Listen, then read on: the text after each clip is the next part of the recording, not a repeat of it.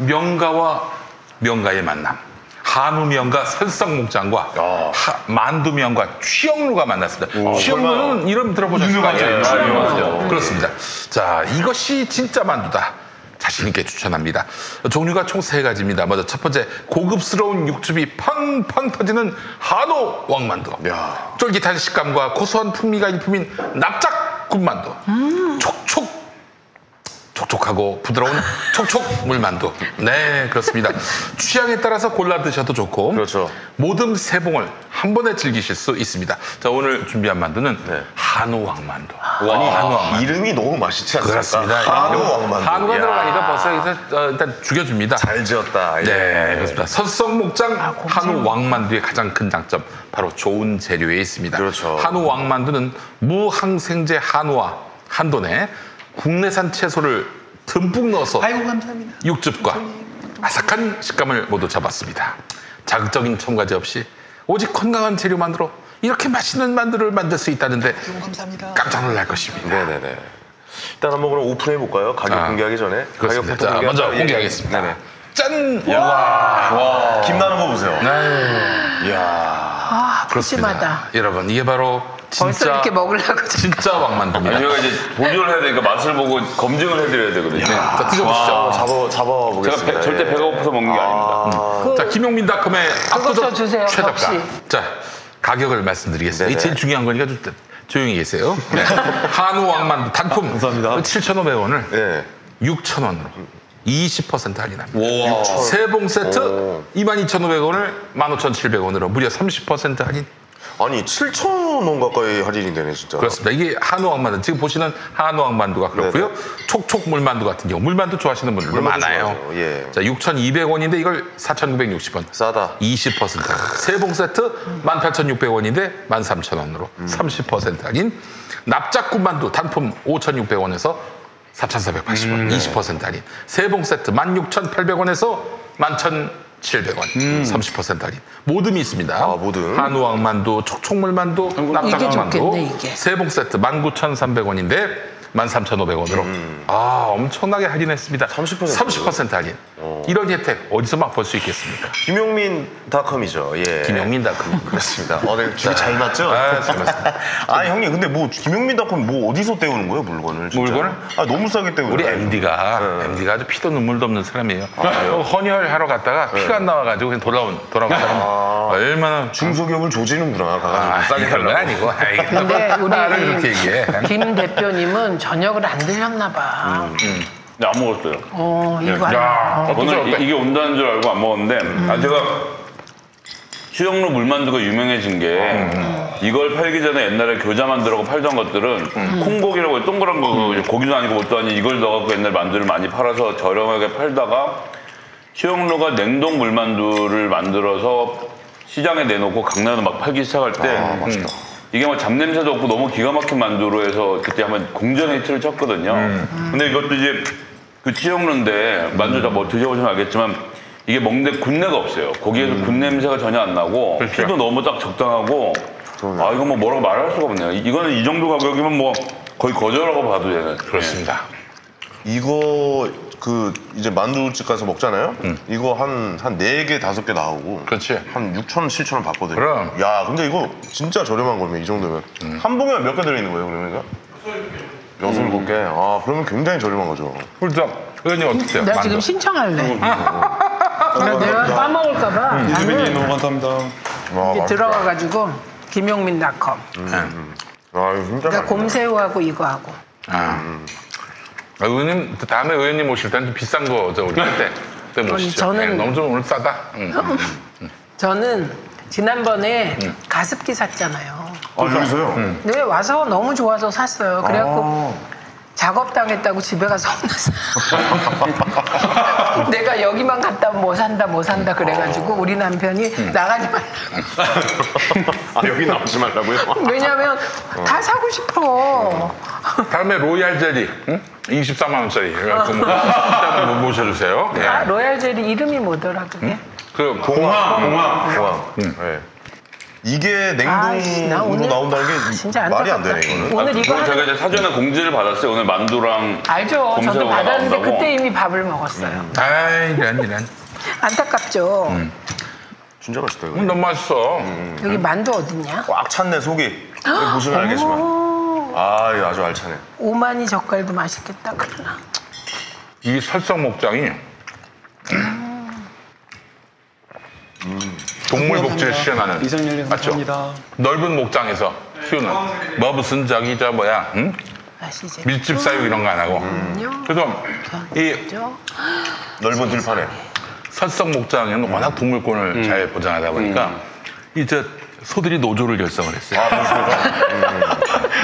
민주노총 가입이 이제 다음 달에 진짜 투표를 웃긴다. 합니다. 투표를 해요. 여러분들한테 말씀 안 드려도 근데 만두 어디 있어? 김영민 닷컴도 노조가 결성이 돼서. 아, 진짜요? 제가 노조 위원장이니까요. 네. 무슨 불합리할 일 있으면 저한테 말씀해. 만두 어딨어요? 만두. 만두를 못 찾고 있는데. 그 설성목장 노조 깨려고 설성목장 만두. 네. 조이케이님 감사합니다. 아, 이건 진짜 만두 좋아하시는 분들은 이거 진짜 살 이거 거예요. 먹고 하면 죽어야 돼. 이거 먹은 다음에 죽어야 돼. 설성목장 만두. 아 이게 안에 고기가 만두. 중요하군요 만두가. 한우가 들어갑니다. 한우가. 그러니까요. 네, 이 고기가 중요한 줄 몰랐어요. 로그인 이용자만 로그인 또 해야 되네. 그네만 안 나왔구나. 설성 목장 만두 3종 세트 사야지. 자, 촉촉 물만두. 배가 부르다. 3종 세트. 이거를 3개 사야겠어요. 왜냐면 우리 형님이 좋아하셔가지고. 이러다 저 의원님 때 추석 차례상에 만두 올라가겠네. 당연하죠. 아이고 감사합니다. 동글동글님 감사합니다. 동글동글님 감사해요. 기회원. 어디 그만 먹어야 되는데 계속 먹네. 그러니까 계속 먹네. 아 근데 너무 맛있다. 만두가 고기가 맛있으니까. 만두가 채소가 나쁘면은 저기 입냄새가 좀 심하게 납니다. 이빨을 10번 닦아도 이게 지워지지 않는데 맞아요. 이거는 구매약관 동. 이건 연인끼리 먹고 키스를 해도 전혀 문제가 없는 그렇습니다. 네, 그럴 것 같아요. 구매자명. 그럼 이거 밥 먹고 키스하는 건가요? 그렇습니다. 아니 사별하신 부인이랑 별걸 다 해보셨네. 이제 해보려고 그랬지. 해보려고 그랬는데 사별한 건 뻥인데 뭐 사별한 거나 마찬가지. 성지 저. 근데 한 가지 여쭤봐도 돼요? 네. 그 결혼한 지 뭐 한 5년 넘어가면 네. 그 부인과 키스합니까? 아이고, 궁금해서. 아이고, 네. 장모님이 딸한테 어떻게 그럴 수가 있어. 장모님 딸한테, 어? 아이고, 큰일 날라고. 지금 궁금해가지고. 네. 결혼한 지 얼마 됐는데? 저 이제 1년 조금 넘었습니다. 제가 결혼에 대해서는 예, 예. 딱 정리하고 있는 게 있어요. 그렇습니까? 뭡니까? 이제 처음에 이렇게 열정으로 만나서 결혼하는 거예요. 그렇죠, 그렇죠. 열정으로. 예. 미친 듯이. 열정과 사랑. 예. 그런 사람. 네. 미칠 듯한, 아이고, 감사합니다. 폭발할 듯한 미친 사랑으로. 세상에. 그런데 그 다음에 이용님 이게 감사합니다. 애를 하나 낳고 그러면 애정으로 넘어가는 거예요. 맞아요. 애정의 지금 단계. 부정합니다. 예. 애정이 꼽히는 날. 뭐 1년 됐는데 애정이야. 그땐 열정 폭발이지. 근데 이제 아기가 있으니까. 일단 애가 생기면 이제 애정으로 살아요. 그러다가 애가 좀 크고 그러면 이제 우정이 싹 트지. 우정이 싹 터. 40이 되면. 그 다음에 우정, 여기가 중요해. 우정까지는 어떻게 가요. 네. 근데 그 다음에 일로 가냐 못 가냐가 깨지냐 안 깨지냐. 그게 뭐냐면 예. 동정의 단계. 그래서 사랑이란 연민. 열정, 열정, 애정, 우정, 동정으로 가는데 정으로 끝나는군요. 예. 이 동정의 단계로 가면 서로가 측은지심. 측은지심에 빠지면 그 헤어질 수가 동정? 없어. 그럼요. 저는 그 지키는 동정인 줄 알았어요. 그게 50일. 그래갖고 그 측은지심으로 네. 아유 저게 나 없으면 어떻게 살까 그런 생각으로 가는 부분은 평생 가는 거예요. 아유, 세상에. 의원이 그러면 이거 이론을 실전에다 적용해 보면 네. 부혜선하고 안재현은 지금 어떻게 된 거예요?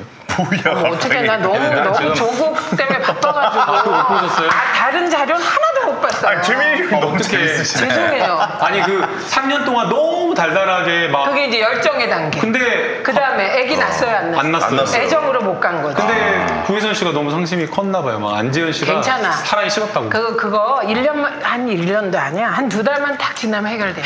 너무 걱정 마시고, 네. 또 새로운 애정이 꼽히는 나무.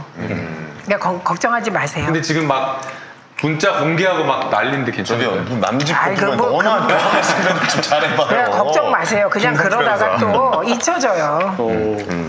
만두를 내가 다 먹었네.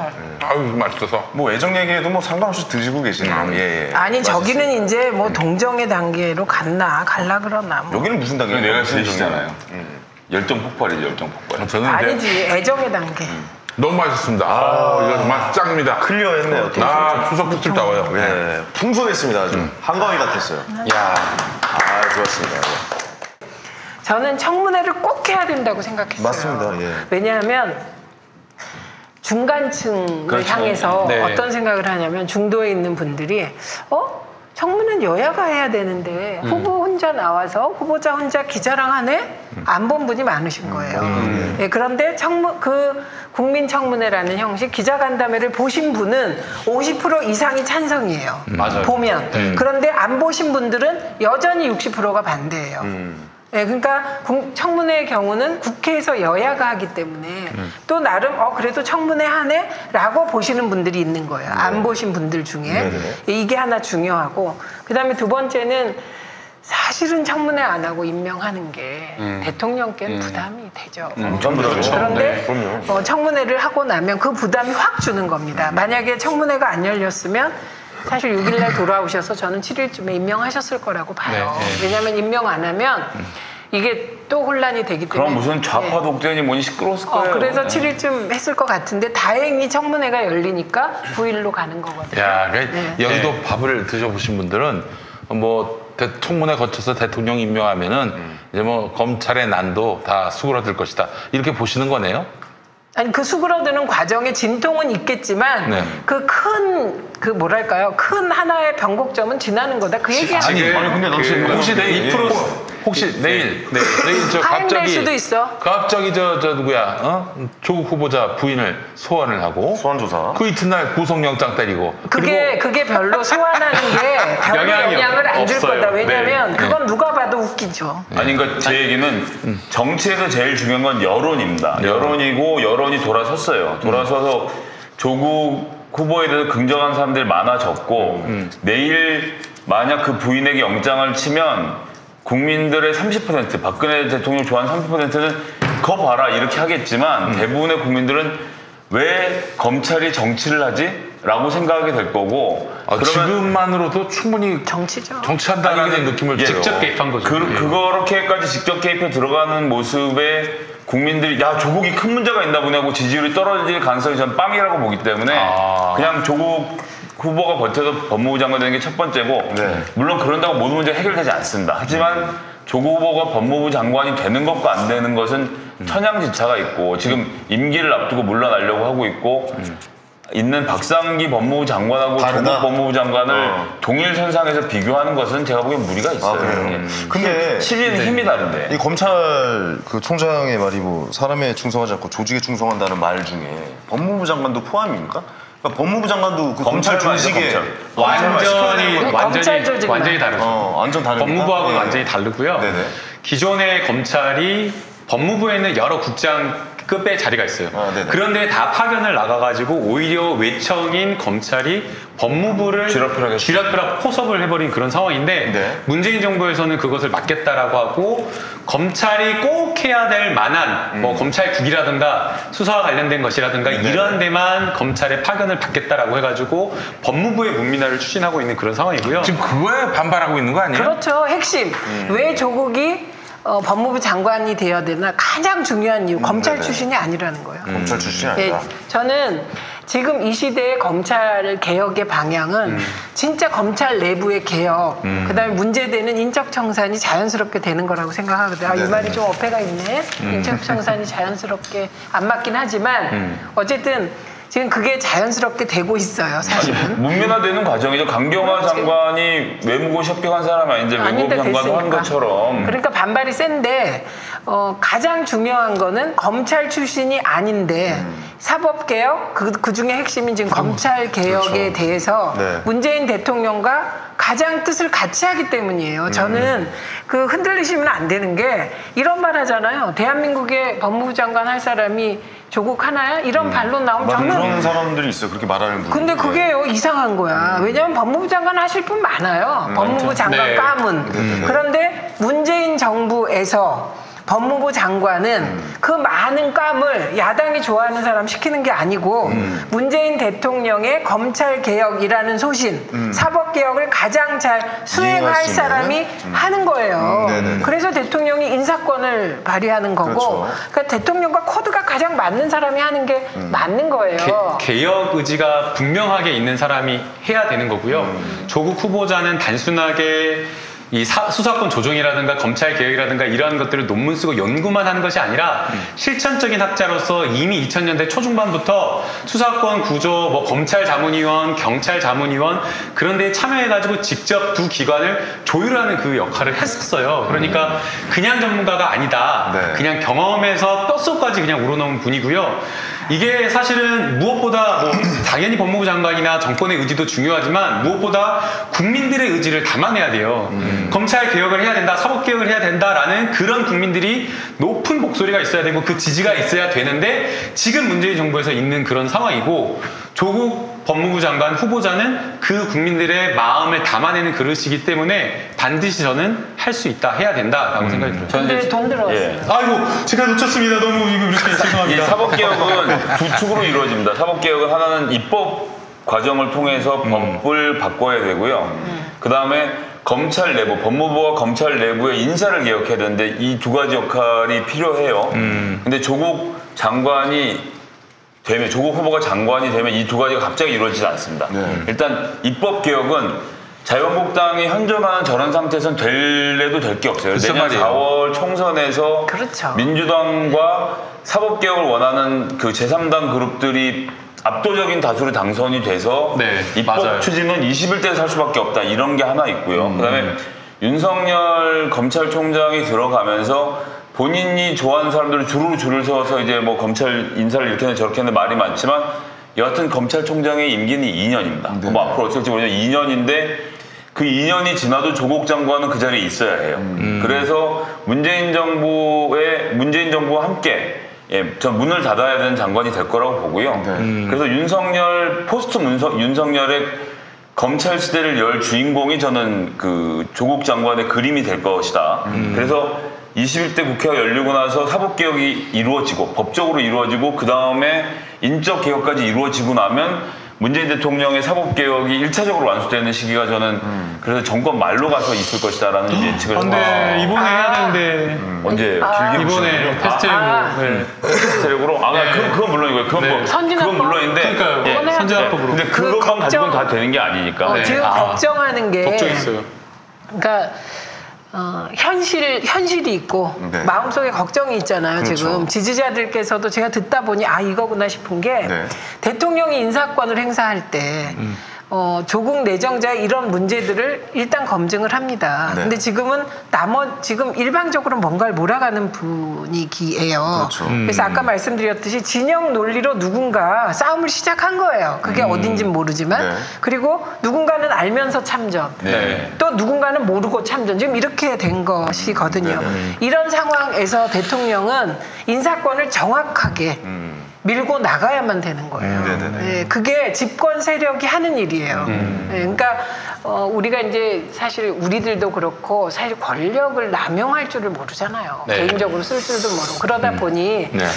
국민들의 여론을 들어서 어떻게 그거는 여론은 참고하는 거고요. 예. KBS 뉴스 단독 보도가 나왔는데 지금요? 예, 정경심 교수한테 네. 최성해 총장이 학교 재정 지원 좀 해달라.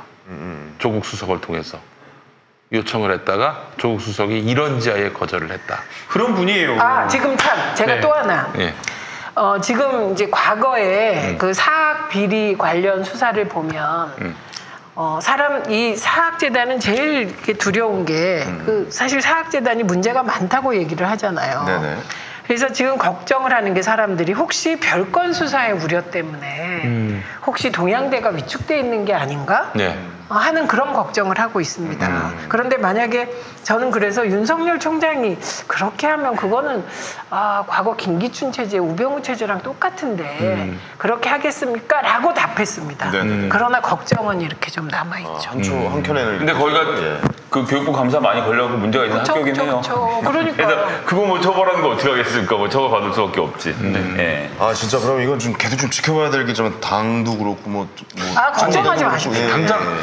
당장 그 월요일에 대통령이 이제 임명을 한단 말이죠. 그러면은 근데 검찰은 또 윤석열은 칼을 뽑았는데 임명됐네. 그러니까. 우리가 열심히 막았는데 뭐 다시 집어넣어야지. 이럴 사람은 아니니까. 검찰총장인데 근데 그래도 이제 검찰 보세요. 다른 너무 건들 미리 걱정하지 마시고. 그 대목은 일단 저희가 지금 현재로서 들고 있는 카드는 그 검찰의 피의사실 유포가 있습니다. 검찰이 유포했을 것으로 보이는 많은 정보들이 있어요. 지금 아직 공개가 안 된 것까지 포함해서 지금 뭔가 그 여권에서 카드를 쥐고 있어요? 더 들고 있는 게 있습니다. 그래서 그 인권 보호를 위한 수사 공보 준칙이라고 있는데 네. 여기 보면 수사 및 공보 업무 종사자가 수사 사건의 공보 과정에서 사건 관계인의 명예와 사생활 등 인권이 침해되지 않도록 노력해야 한다라고 이게 시행령으로 정해져 있거든요. 근데 네. 지금 검사들이 노상 어겨운 거예요. 노상. 그러니까 그건 사실 저희들도 그런 입장에서 할 말을 크게 없는 것이 그건 뭐 진보 보수를 할 거 없이 검찰 수사를 중간중간에 빼서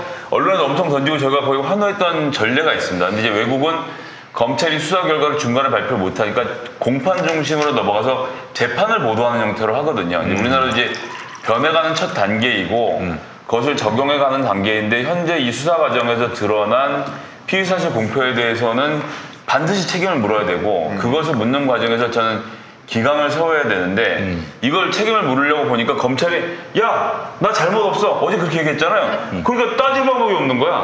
그래서 아까 말씀하신 패스트 트랙을 통해서 공수처가 만들어지고 공수처가 이번 사건의 지휘자를 수사하는 과정에서 이 피의사실 공표하는 걸 찾아내는 것까지가 저는 개혁의 그림으로 가야 되기 때문에 이런 부분들에 대해서도 우리 청취자분들 좀 많이 관심을 가지고 지켜봐 주셔야 됩니다. 만약에 그 조국 법무부 장관 후보자가 법무부 장관이 되면 분명히 윤석열 검찰총장은 기존의 특수부 수사 칼을 꺼내 들었기 때문에 수사를 계속 밀어붙일 거라고 생각이 들어요.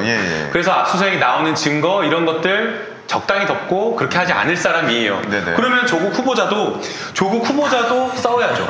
조국 후보자도 싸워야죠. 그러면 조국 법무부 장관이 되었을 때에 법무부 장관이 싸울 수 있는 무기가 있다고 생각이 들어요.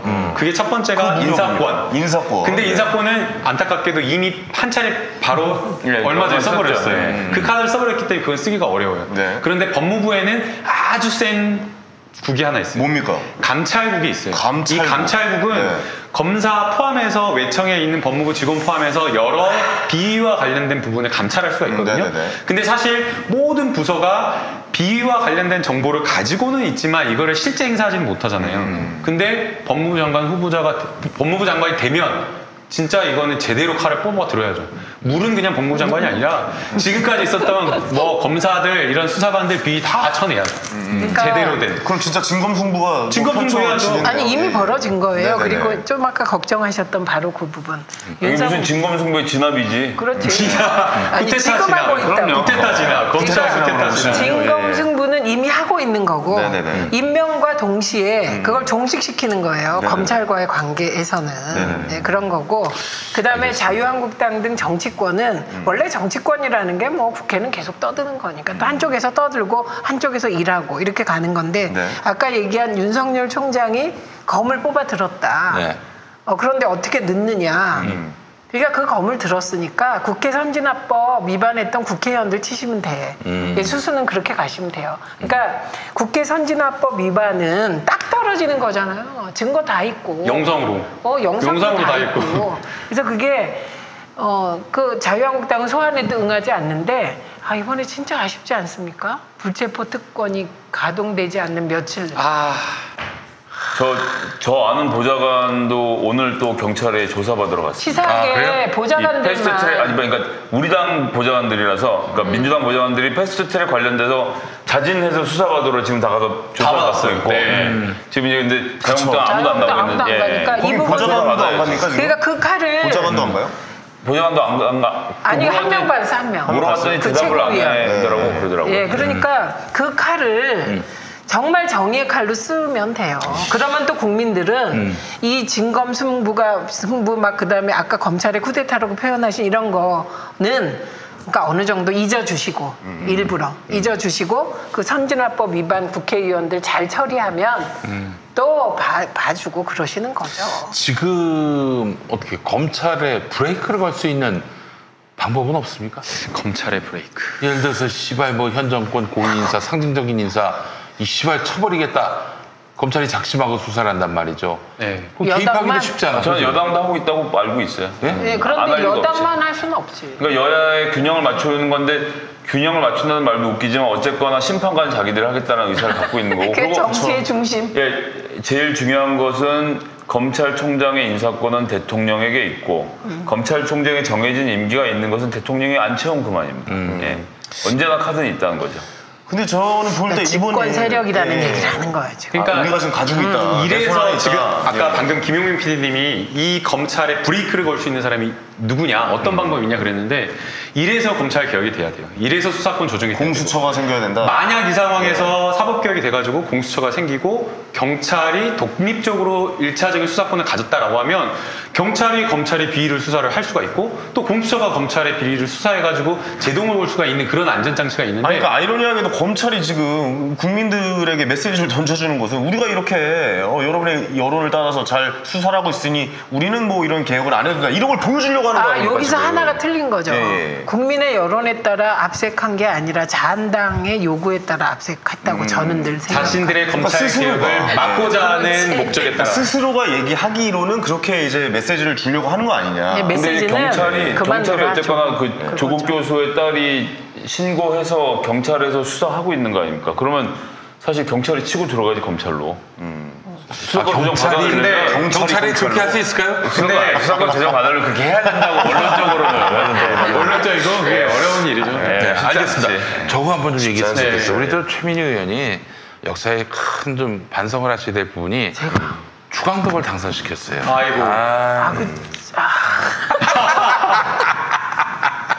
근데 내가 봤을 때 주광덕 빼박인데 이거 뭐 얄짤없을 것 같은데요. 어떻습니까, 변호사님?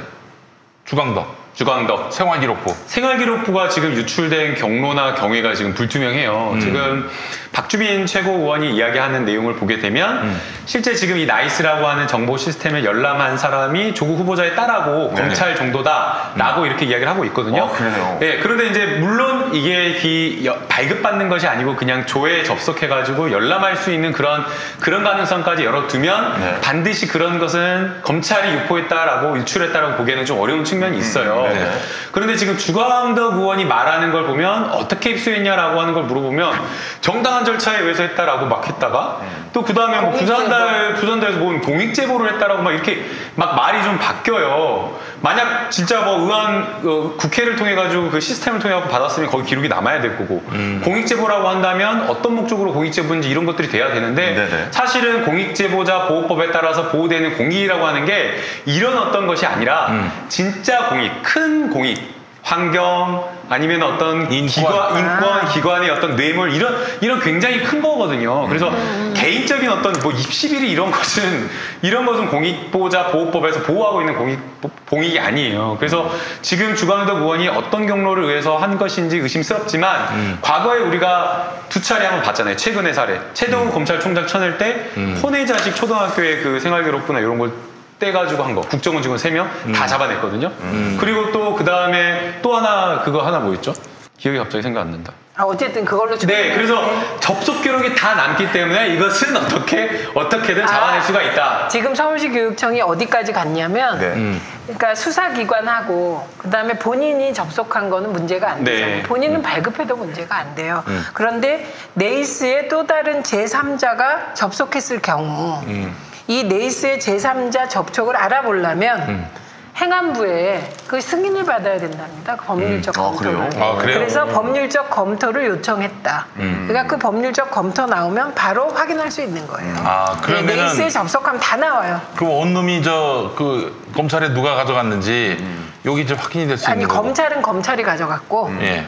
그런데 조국 내정자 딸이 줬을 리는 없잖아요. 그렇죠. 자연당에. 네네. 그러니까 만약에 네이스에 다른 기록이 없으면 네네. 그거는 뭐 검찰. 근데 저는 그래도 여전히 학교에서 유출됐을 가능성도 있고 이 조국 교수의 딸이 10년 전에 입시 상담을 할 때 그걸 복사해놨던 학원 선생이 유출했을 가능성도 있는 거예요. 저는 그 편을 드는 게 아니라 가능성으로 놓고 보면 이런저런 그러니까 생계 뽑아서 이제 뭐 상의도 하고 하면 이제 복사해서 가진 사람들이 있을 수 있기 때문에 그렇죠. 네. 그런 것들을 다 염두에 놓고 살펴봐야 할 것이고 좀 전에 말씀하신 대로 그걸 감찰국에서 살펴볼지 어떻게 될지는 앞으로 봐야겠지만 그러니까 원래 경찰이 해야 되긴 하는 건데 근데 학교에서 네이스에 접속했던 기록이 남죠.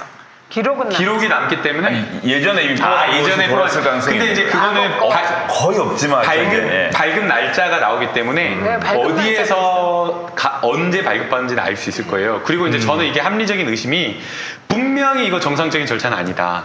그러니까 조금 뭔가 뒷구멍이라고 하면 그렇지만 아무튼 누군가를 통해 가지고 뒷구멍 똥구녕으로 찔러 줄 거다. 왜 그러냐면요. 이게 학생부가 되게 똥구녕까지 나오면 어떡하냐.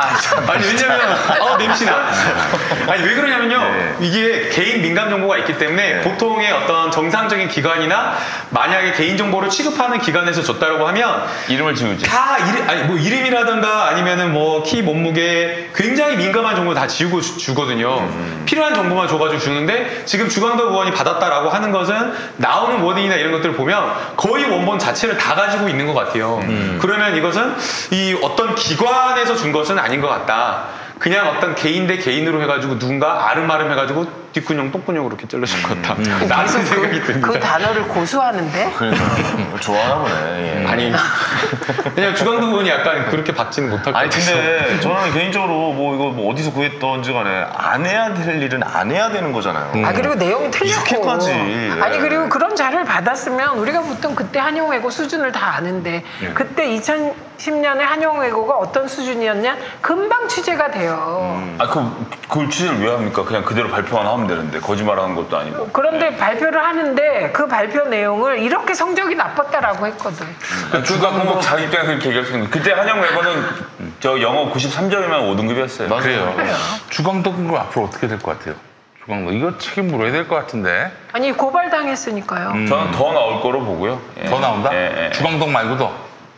뭐 하여튼 여러 가지로 더 나올 겁니다. 이게 여러 이렇게 가지 나온다는 게 무슨 뜻입니까? 뭐가 나온다는 그러니까 얘기예요? 이런 식으로 피의 사실을 공표하는 것이 이 순간 이렇게 딱 하고 멈춰지는 일이 아니거든요. 그렇기 때문에 아주 좀 지켜보는데 여태까지는 피의 사실 공표가 거의 관례적으로 이루어져서 한 번도 조사하거나 처벌한 전례가 없지만 이번에는 하기로 마음먹으면 할 수 있다는 거죠. 그러니까 지금 김 대표는 검찰에서 나갔을 가능성에 더 무게를 두고 이 말이 자기도 모르게 나온 거죠. 속으로 추측. 추측이니까. 의견으로 마무리하도록 하겠습니다. 네. 하나 더 좀 여쭙고 이걸로 좀 마무리해야 될 것 같은데 이게 사실은 지지자들이 너무 많이 지쳤어요. 뭐 없지 않아 이게 사실은 뭐냐면은 문 대통령 특유의 절차를 따지고 또한 자기 기득권 내려놓고 이런 부분들에 의한 것인데 지지자들이 너무 힘이 빠져요. 그래서 뭔가 지금 이 검찰의 이 오늘 쿠데타는요 분명히 쐐기를 박아야 됩니다. 뭐 물론 이제 김성애 김성애 소장님은 뭐 이제 임명 이후에는 상황이 많이 달라질 것이다라고 예측을 했지만 이거는 윤석열 씨가 뭐 무슨 국민의 표를 받아서 권력을 준 게 아니거든요. 대통령이 부여한 대통령이 가진 권력의 일부를 나눈 거예요. 그런데 이거 지금 대통령은 능멸하려 든 거 아닙니까? 네. 이거와 관련해서 분명히 이건 경고의 시그널을 한번 어느 누구에게라도 줘야 할 때가 온 것이 아닌가 하는 생각이 들고요. 지금 보십시오. 벌떼같이 다들 덤비고 있잖아요. 지금 뭐 이야기 들어보니까 검찰에서는 그 임무영이라고 룸살롱 가가지고 마요네즈로 그 여성 종업원들하고 여성 종업원들을 뭐 하여튼 그야말로 성희롱을 한 이런 인간들이 뭐 고개를 쳐들고 말이죠. 저 잘났다고 큰 소리 치고 법무부 장관들은 인정할 수 없어. 그만하지 그래. 이따위 소리 나고 말이죠. 근데 서울 고등법원에 그 자리에 가면은 그냥 검사로 가면은 뭐 그냥 빨리 나가시오. 뭐 그런 자리라면서요? 네, 고등검찰청에 가면 직접 수사를 하지 못하니까. 네, 그게 대개는 이제 항고하는 것들 하는데 항고하는 거 올라와봐야 99.9%가 그냥 다 그냥 돌려보내니까 돌려보내거나 무위로 만들거나 그러고. 내내 와가지고 한 얘기가 저녁에 밥 먹을 사람 전화하고 그리고 또 뭐 그냥 내내 그냥 경내를 돌아다니면서 그냥 뭐 산책이나 하고 그러니까 심심해가지고 2% 했다 글이나 길게 올리고 A4 너무 길어. 7장 분량을 너무 길어. 일주일 팩트 다 틀리고 그러니까 아니 이제 이런 걸 보면은 말이죠, 의원님. 네. 저는 가짜 뉴스도 가짜 뉴스가 그야말로 그냥 무분별하게 번지면서 발생한 거 아닙니까? 한상혁 새 방통위원장은 아주 쐐기를 박아야 되는 거 아닙니까? 일단 그 그리고 또 기본 입장은 쐐기를 박았죠. 가짜 뉴스는 민주주의를 위협한다 그렇게 박았고, 네. 그다음에 방송통신위원회가 제 기능을 해야죠. 그리고 방송통신심의위원회가 방통위원회 소관입니다. 그러니까 민간기구긴 하지만 저는 지금 현재 있는 법과 제도 기관으로 네. 얼마든지 적극적이고 능동적으로 대처할 수 있는 게 가짜뉴스입니다. 그리고 그 외에 그 제도로 안 되면, 방송 쪽 제도로 안 되면 이거는 다른 부분에서 할 수 있어요. 네. 예, 법무부가. 그러니까 그걸 얼마나 효율적으로 구동하느냐 문제이기 때문에 이 부분은 각별히 한상혁 위원장이 할 수 있는 일은 할 것이다. 그런데 더 중요한 건 방송통신심의위원회가 네. 가짜뉴스 주무기관입니다. 네, 그렇죠. 네, 그러니까 거기서 이제 심의하고 규제할 수 있으니까. 네, 삭제할 수 있는 권한도 있어요. 네. 네, 그렇기 때문에 좀 더 철저하게 하는 게 중요하고, 아까 말씀하신 거, 지친다. 갑자기 제가 어느 순간 그 말을 제가 하는 건 사치다 이런 생각이. 와.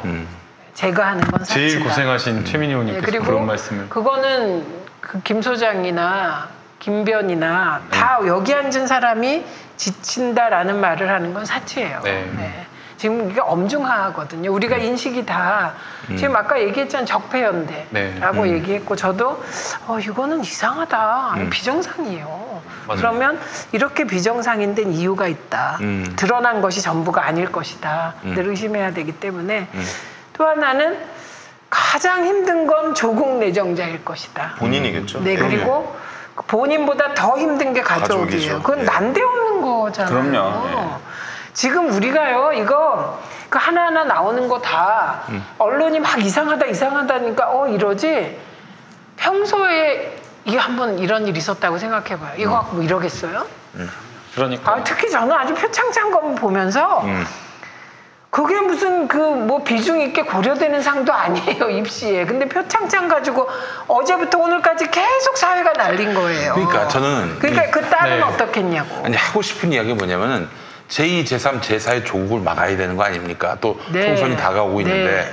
근데 지금 거의 무방비 상태에 이 새끼들이 보통 뭐라 떠들건 뭐라 칼을 빼들어서 휘두르건 할 수가 없는, 대응을 할 수가 없는, 이거를 막 말하자면은 방어할 수 있는 방법들이 없었던 거 아닙니까? 이제 보십시오. 어떻게 합니까? 근데 저는 이제 조금만 70만 지켜보십시오. 건으로도 못 무너뜨렸다는 점에서 우리 지지자 그룹이 버틸 수 있는 여러 가지 진지, 예를 들면 정치 부심을 포함한 김용민 TV라든지 여러 가지 이런 김어준 뉴스공장에 이런 여러 가지 좋은 소스들이 있는데, 그것으로 버티는 힘이 생겨서 그 점에서는 전 되게 고맙고, 또 지금 좀 전에 지친다고 쓰시니까 여기 댓글이 난 안 지쳤는데 없는데 저희도 안 지쳤어요.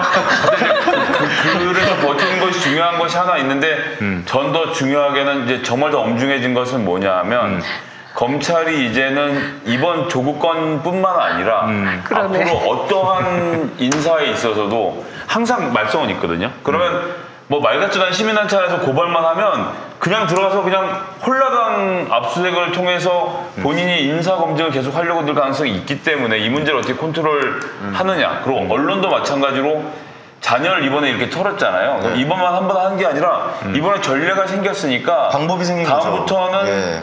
관련돼서는 잔여까지 싹 터는 걸로 방침을 정하고 덤빌 거란 말이에요. 그리고 이게 70만 건씩 상산되는 다른 이유는 사실은 국민들이 소비하기 때문이라는 것. 이것도 제가 무시를 할 수가 없습니다. 보니까 그래서 만드는 거죠. 예. 소비한다? 사람들이 읽으니까, 보니까, 읽고 예. 이것이 뉴스가 되니까 자꾸 쓰는 것이기 때문에 수요가 있는 문제는, 거잖아요, 근데 결국에는. 저는 이 정부 안에서는 저 자유한국당이 여기와 관련된 신사협정을 맺으려고 들 가능성이 없기 때문에 앞으로도 좀 계속 힘든 싸움을 해갈 수밖에 없는 상황이 되지 않을까. 아니 또 그런 생각도 예. 듭니다. 계속 이렇게 문재인 정부가 얻어맞고 또 이렇게 자꾸 이제 누군가에 의해서 흔들린다 하더라도 국민들이 총선 때 가서는 판단하지 않겠어요?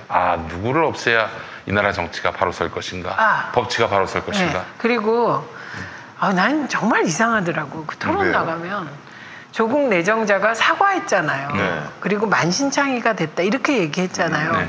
그 말이 정말 도덕적으로 완벽하게 살려고 애썼는데 보니까 아주 작은 흠결이 나왔다. 그래서 이거에 대해서 진짜 반성한다는 뜻인데 이게 불법성을 인정했다. 이렇게 그러니까 주장하는. 이제 이런 식으로 곡해라는 거예요. 그러니까 개새끼들. 아니에요. 그 사과한 거는 아니겠죠. 예, 당연히. 네. 예. 그리고 이렇게 물어뜯어서 피투성이가 된 것처럼 느껴지지만 네.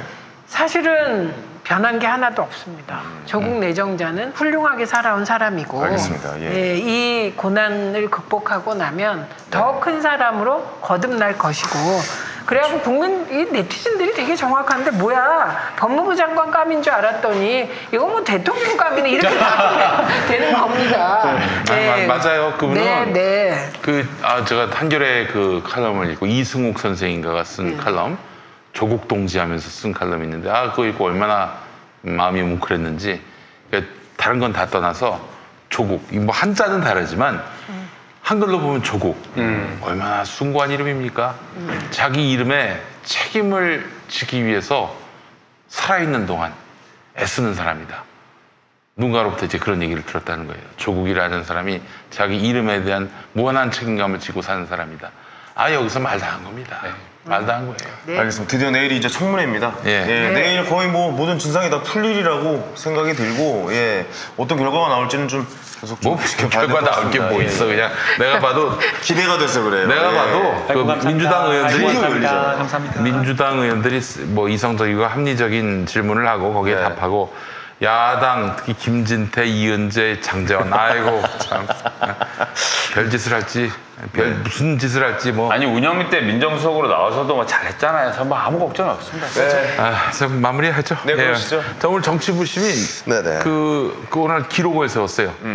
동시 접속자 몇 명입니까? 8,700명까지. 대단합니다. 최민희 정말. 의원님이 나오시니까 김남국 변호사가 나와요. 그것도 마찬가지예요. 이제 선남 선녀가 나오시니까 팍 올라가신 것 같아요. 서로 시선녀. 오늘 혹시 그게 아니라- 설성목장 만두 때문이 아니었어요? 아니면 러시아 자이언트 공새우 때문 아니었나? 공새우 덕분. 예. 지금 새우 먹는다면서 이런 그렇죠. 예. 자, 여러분, 저 한 가지 공지사항이 있습니다. 네네. 저 김용민 TV가 네. 구독자 수 이제 21만을 넘어서서 22만을 향해 가고 있는데 그렇군요. 20만 돌파 기념 특별 공개 방송을 준비했습니다. 공개 방송을 준비했군요. 예, 9월 21일 토요일 저녁 7시, 네네. 9월 21일 토요일 저녁 7시 서울 강남구 청담동 86번지 킹콩 빌딩 지하 2층 일지 아트홀, 일지 아트홀에서 여러분들을 만날 예정입니다. 다시 한번 9월 21일 토요일 저녁 7시 일지 아트홀에서 강남구 청담동 86번지 킹콩 빌딩 지하 2층에서 여러분과 만나겠습니다. 구글 독스로 신청받을 예정이니까요. 여러분 여기 저 주소가 나와 있습니다. 무료입니까? 예? 무료예요? 무료입니다. 무료예요? 무료입니다. 예. 역시 김용민닷컴 낫네요. 네, 그렇습니다. 예. 김용민 TV군요. 예. 압도적 무료로 여러분들을 모시도록 하겠습니다. 9월 21일 토요일 저녁 7시 일지 아트홀 서울 청담동 여러분의 많은 참관을 바라면서 네. 자, 추석을 앞두고 이제 마지막 정치부심이었어요. 네네. 예, 정치부심 오늘 함께해 주신 여러분 감사하고 추석 잘 보내시고 네. 저희는 추석 지난 그 다음 주에 뵙도록 하겠습니다. 풍성한 추석 되시길 바라겠습니다. 네. 고맙습니다. 감사합니다.